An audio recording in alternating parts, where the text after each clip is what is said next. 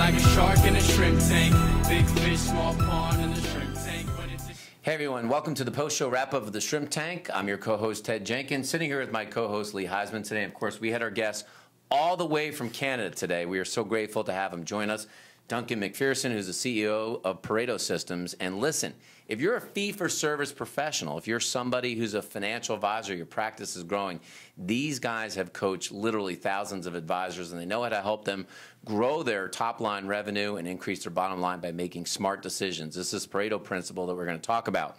You can always catch a replay of the entire broadcast that we did with Duncan at shrimptankpodcast.com. And download the show. Listen, don't listen to some terrestrial radio out there.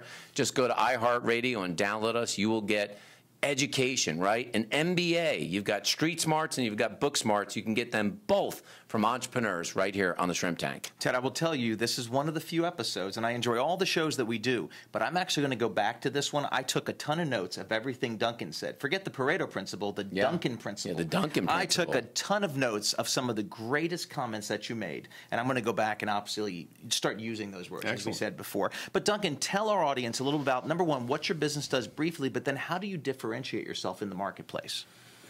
So ultimately, we have developed and refined a process that enables fee-for-service professionals to attract and keep great clients, deploy an impeccable client experience, and restore liberation and order to your life.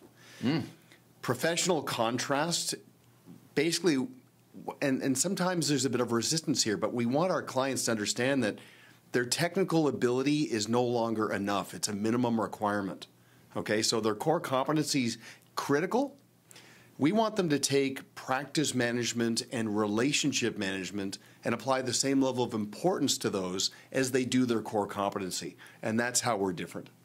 You know, Duncan, we talked on the program today about a lot of stuff. Like Lee said, there were just tremendous nuggets on here. Should we call them Duncan's Donuts? You just dip them in there and get a little taste of them? But let's not. Okay. But the thing I thought you talked about that was really impactful is that if a fee-for-service professional is listening to this, you have this idea called the 3 A's, and wondering if you can share it and how it can impact a professional that has a fee-for-service business. Yeah, well, a fee-for-service professional thinks for a living, right? So it's not transactional. They're promoting the promise of the future and these sort of abstract deliverables, and they generally operate out of their heads. We want them to get everything out of their heads and turn it into an intellectual property, especially in a way that could be client-facing. So AAA basically applies to telling the world and removing the mystery around who your ideal client is. Yeah. And ultimately, your ideal client's needs align with your expertise. That's the first A. There's an attitudinal compatibility, which means there's chemistry. You respect each other. You look forward to spending time together. And then there's advocacy. Okay? An advocate is very different from a client. A client might endorse you in a referable moment. An advocate takes action and goes out of their way. So your ideal clients today are AAA clients.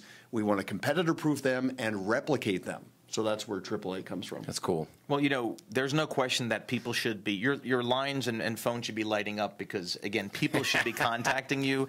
From everything I've learned today, I would contact you. How would people best get in touch with you if they want to utilize your services or even get you to speak at a location across the country? Well, we, again, because we have a process, we've got a lot of this that's virtual in its deliverable, but we spend a lot of time on LinkedIn. So if you're on LinkedIn, just look for me, Duncan MacPherson, Pareto Systems. We share actionable, proven strategies there pretty much every business day. It's a great place to work on your business and get to know about our philosophy and our process. Well, Duncan, thanks for coming on the show. For entrepreneurs that are watching today, you know, we talked on the show, but you all come in different shapes and sizes. You know, entrepreneurs come from all walks of life, but the one equalizer that all entrepreneurs have is time. We all have only 168 hours in the week. The difference in many cases between the successful entrepreneurs and the unsuccessful entrepreneurs is the Pareto principle. It's the 80-20 rule.